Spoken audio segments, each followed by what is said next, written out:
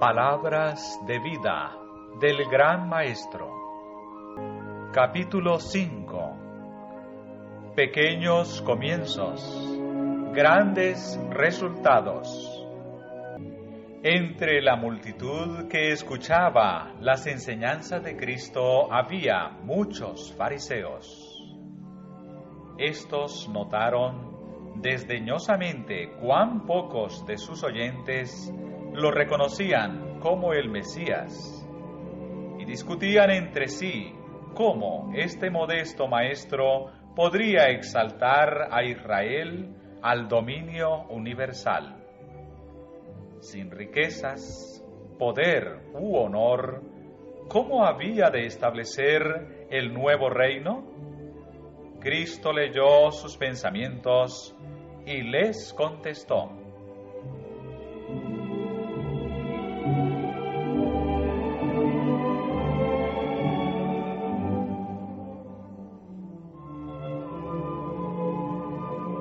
¿A qué haremos semejante el reino de Dios? ¿O con qué parábola le compararemos? Entre los gobiernos terrenales no había nada que pudiera servir para establecer una semejanza. Ninguna sociedad civil podía proporcionarle un símbolo. Es como el grano de mostaza, dijo él, que cuando se siembra en tierra es la más pequeña de todas las simientes que hay en la tierra.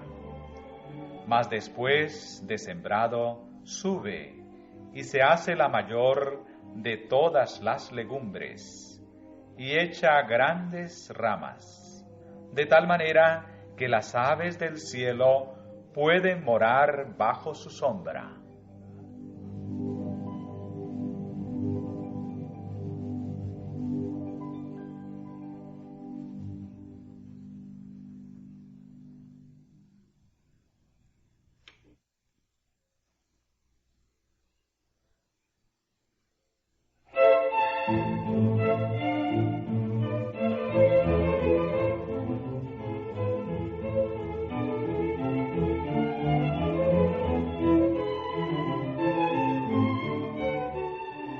El germen que se halla en la semilla crece en virtud del desarrollo del principio de vida que Dios ha implantado en él.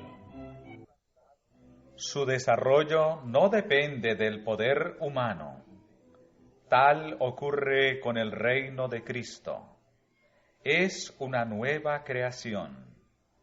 Sus principios de desarrollo son opuestos a los que rigen los reinos de este mundo.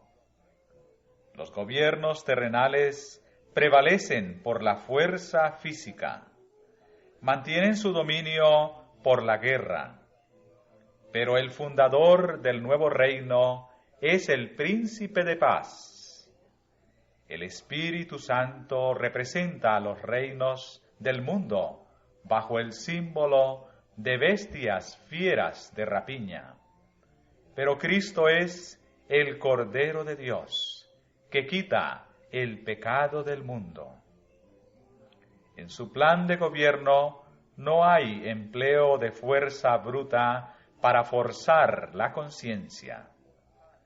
Los judíos esperaban que el reino de Dios se estableciese en la misma forma que los reinos del mundo.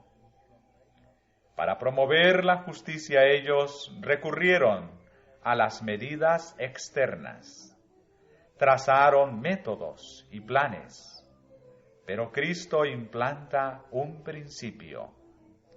Inculcando la verdad y la justicia, contrarresta el error y el pecado.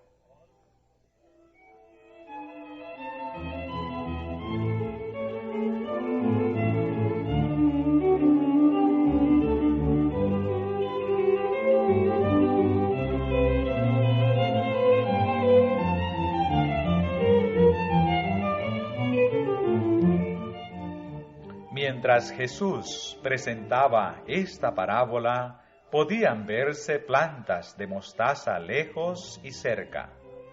elevándose por sobre la hierba y los cereales, meciendo suavemente sus ramas en el aire. Los pájaros revoloteaban de rama en rama y cantaban en medio de su frondoso follaje. Sin embargo, la semilla que dio origen a estas plantas gigantes era una de las más pequeñas. Al principio proyectó un tierno brote, pero era de una potente vitalidad y creció y floreció hasta que alcanzó el gran tamaño que entonces tenía. Así, el reino de Cristo al principio parecía humilde e insignificante. Comparado con los reinos de la tierra, parecía el menor de todos. La aseveración de Cristo de que era un rey fue ridiculizada por los gobernantes de este mundo. Sin embargo, en las grandes verdades encomendadas a los seguidores de Cristo, el reino del Evangelio poseía una vida divina. Y cuán rápido fue su crecimiento, cuán amplia su influencia. Cuando Cristo pronunció esta parábola, había solamente unos pocos campesinos galileos que representaban el nuevo reino. Su pobreza, lo escaso de su número, era presentado repetidas veces como razón por la cual los hombres no debían unirse con estos sencillos pescadores que seguían a Jesús. Pero la semilla de mostaza había de crecer y extender sus ramas a través del mundo. Cuando pereciesen los gobiernos terrenales, cuya gloria llenaba entonces los corazones humanos, el reino de Cristo seguiría siendo una fuerza poderosa y de vasto alcance.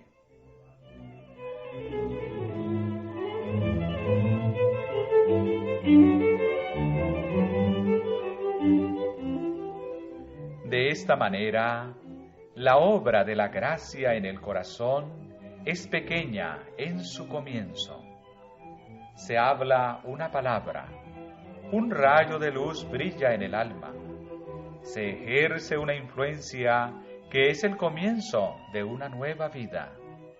¿Y quién puede medir sus resultados?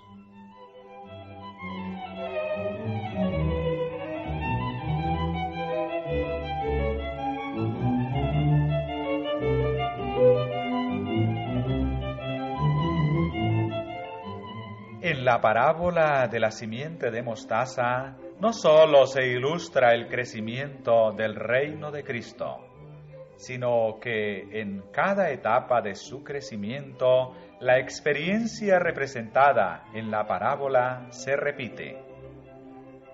Dios tiene una verdad especial y una obra especial para su iglesia en cada generación.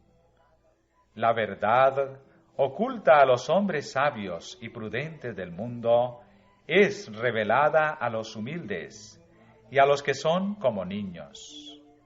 Exige sacrificios, tiene batallas que luchar y victorias que ganar. Al principio son pocos los que la defienden.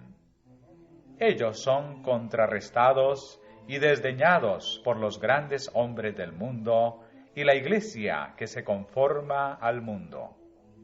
Ved a Juan el Bautista, el precursor de Cristo, solo, reprendiendo el orgullo y el formalismo de la nación judía.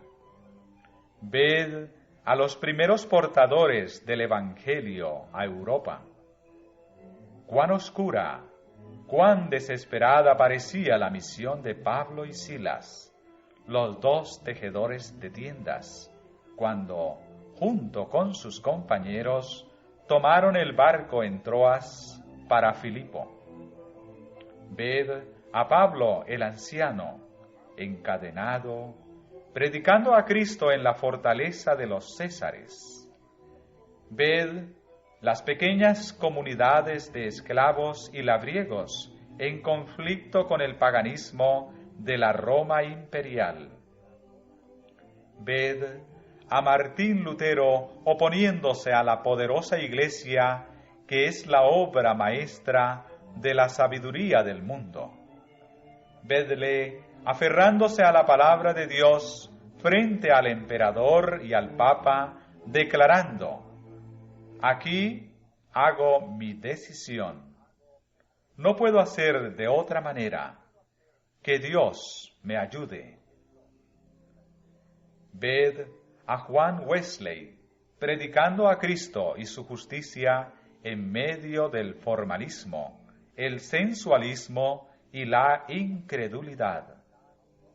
Ved a un hombre agobiado por los clamores del mundo pagano, suplicando el privilegio de llevarles el mensaje de amor de Cristo. Escuchad la respuesta del clericalismo. Siéntese, joven. Cuando Dios quiera convertir a los paganos, lo hará sin su ayuda, ni la mía.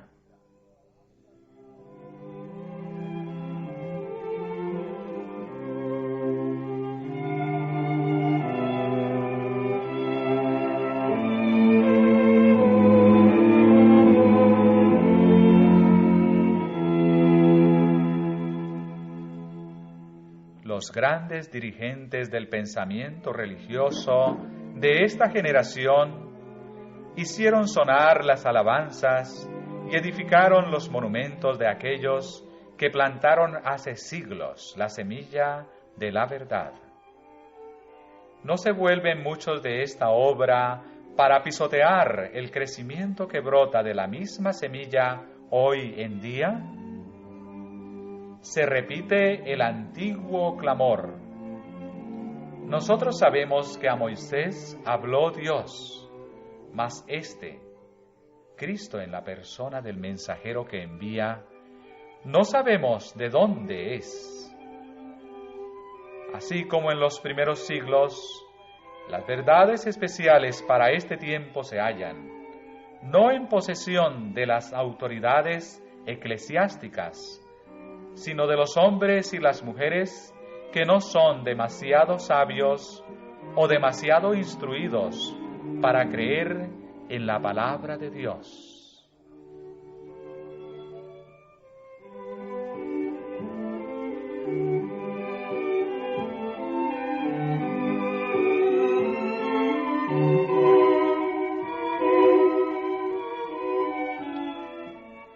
Porque mirad, hermanos, vuestra vocación, que no sois muchos sabios según la carne, no muchos poderosos, no muchos nobles. Antes lo necio del mundo escogió Dios para avergonzar a los sabios. Y lo flaco del mundo escogió Dios para avergonzar lo fuerte. Y lo vil del mundo y lo menospreciado escogió Dios, y lo que no es, para deshacer lo que es, para que vuestra fe no esté fundada en sabiduría de hombres, mas en poder de Dios.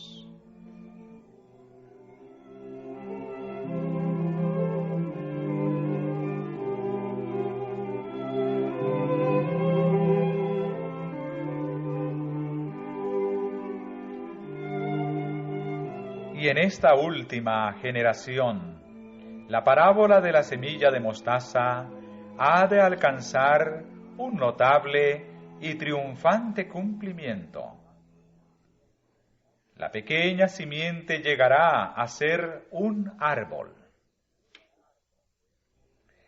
El último mensaje de amonestación y misericordia ha de ir a toda nación y tribu y lengua, para tomar de ellos pueblo para su nombre, y la tierra será alumbrada de su gloria.